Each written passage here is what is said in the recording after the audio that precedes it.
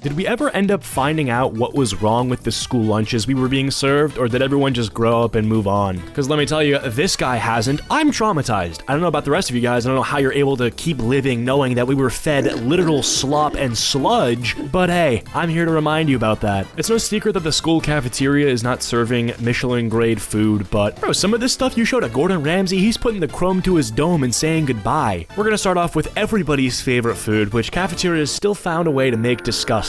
Pizza. Pizza is my favorite food. I think it's everyone who's watching favorite food. The issue that I had with the pizza was that it was never hot, it was never cold, it was always just room temperature, which is concerning, and I also never saw them making it. I would see them make other food, you know, they'd come out with a tray of hot chicken, or you could smell that they were making a certain kind of soup, but you never knew where the pizza was coming from, and the fact that it was always kind of room temperature is concerning as well. The cheese never even melted, it just kind of sat there looking like plastic, and I'm convinced if you peeled it off, you could reuse it as a sticker. Something common I've noticed in the conversation about cafeteria food is that while every sort of thing looks like something you're familiar with, like a hot dog looks like a hot dog, they all have strange properties that take them farther from a food and closer to an unidentified solid. We had these hot dogs in elementary school that were being thrown onto the ground by everybody because they were bouncy. It became such a widespread thing that we actually had to have lunch aides come around to each table and punish people who were dropping their hot dogs. But we still found exploits. You go to the garbage can and then you miss, causing the hot dog to hit the floor and then bounce back up for extra hang time.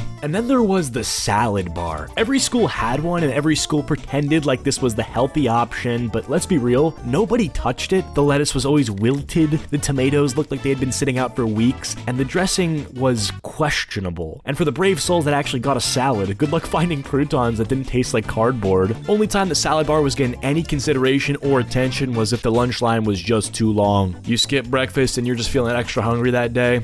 Yeah, man, you can't wait on that line. You're gonna have to get a salad. This was a real challenge, by the way. Getting through the lunch line was like a mini Black Friday every single day. You had to strategize and figure out which line was moving the fastest, avoid the slow kid who couldn't decide between ranch or ketchup, and hope the lunch lady didn't scoop you the smallest portion. And if you were unlucky enough to be at the back of the line, then just forget it, you know, because the time you got there, the food was gone and you're stuck with the scraps that nobody wanted. Speaking of scraps and things that are very small, I don't know if that was a smooth transition, but we gotta talk about how the milk and the juice was all those tiny, like 1x1 Lego block sized cartons. I mean, talk about low budget. You get one of those milk cartons and within one sip, it's done. It's all gone. The first sip you take is also the last sip you take. Biting down on some dry ass chicken, you're going for that milk and your quiet slurp turns into one where you got them bubbles already. And then with the chocolate milk, if you didn't shake the carton right before you had it, it would still have chunks in it. Chunks! Why was that even a thing? And let's not even forget, like, they had weird off-juice brands depending on the school district. If you're in a lower income area, they probably couldn't even afford Tropicana orange juice. You got like Tropical Smile. There was also an issue of things flying under the radar. I put that in quotes because I refuse to believe that this wasn't something that they knew about, where in my elementary and middle school, we would have like milk cartons that would be expired, and it wouldn't be anything egregious like weeks, but in some cases you'd have like 2-day-old expired milk, which, you know, is that going to do anything to you? Most likely not. But the fact that it could, and it being literally past the expiration date, I think leaves the school pretty vulnerable in terms of a lawsuit. So if anyone in school right now wants to make a quick bag, go to the milk area and see if you can find something that's like expiring the day of or the day before. You might finesse the district out of a quick thou. I think one of the things that made school lunch so disgusting that was nobody in particular's fault, certainly wasn't the cafeteria's fault, which was that people would make these contraptions out of the already gross food. Like they'd take their chocolate milk and mix it with orange juice, and then they'd spit in it,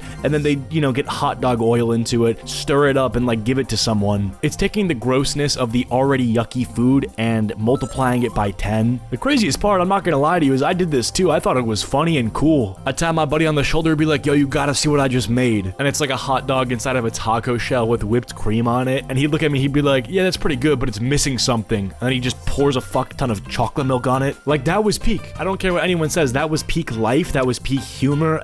and it never got old. It would always be something new every single day. Whatever we were not eating, whatever we had left over was never going in the trash. Or, I mean, it was, but before it did, it was gonna be recreated into some Frankenstein-like meal. It sucks too, because my school, there was no getting out of it. Like, even if you didn't like the cafeteria lunch, there was no vending machines that you could put $1 in and get a pack of Cheetos, call it a day. There was also a big crackdown of food trading because of some allergies or something. I don't know, some kid got peanut butter allergic reaction and like nearly died or something. But it doesn't matter, like even if he did, this rule is stupid. Okay, you don't think I know what I'm allergic to? Like I can't trade with someone because, oh, I might be allergic to something and then the school's, responsible. Like, bro, I know what I'm allergic to. It's not that delicious food that this kid had packed from home, which is something I had to start doing later on because, the food never got any better. So, either you had to learn how to pack your own lunch or you starved, basically. So, yeah, it was PB&J sandwiches for a while, getting it out the gutter. I never was one of those thermos kids. I'd see kids show up with a thermos and it would have like alphabet soup in it, which I never even thought was gonna be that good. Like I see people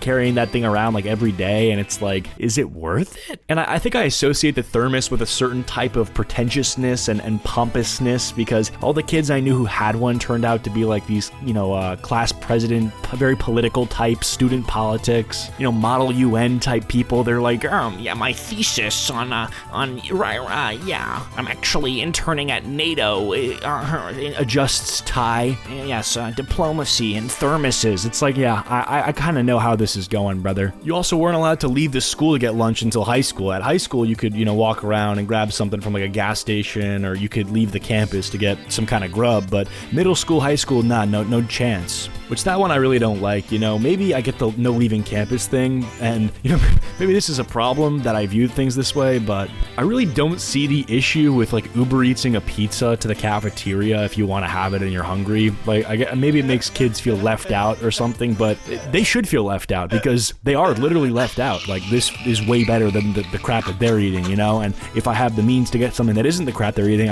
I should be able to take it. But yeah, man, I think the craziest parts about school lunch, and I think the cafeteria more specifically, was food fights, bro. These were insane. Did y'all ever have these? There's no way it was just me. Like, you had kids chucking food at each other, literally throwing the stuff they're supposed to eat at other people. Dude, this was the kind of stuff that if a teacher saw, she's putting the chrome to the dome. Like, if there's a lunch aide and she's catching a food fight, oh my god, and like she gets like a little bit of sauce on herself, like she's catching stray bullets sort of thing. I low-key should be decorated with like a Medal of Honor for my service in the food fight wars. And there's one kid who just can't handle the heat. He's not built for this sort of thing. He's crying. He's like, what's happening? Why is everyone throwing things? The preppy thermos kid is like sitting in the corner, having his Goonies do the dirty work for him. They're throwing his spaghetti while he's like a third grader listening to fucking history podcasts. Then you show up next day to school and mysteriously there's no janitor staff, 0 custodians working anymore. They've all quit, if not done worse things to their own health and safety. But anyway,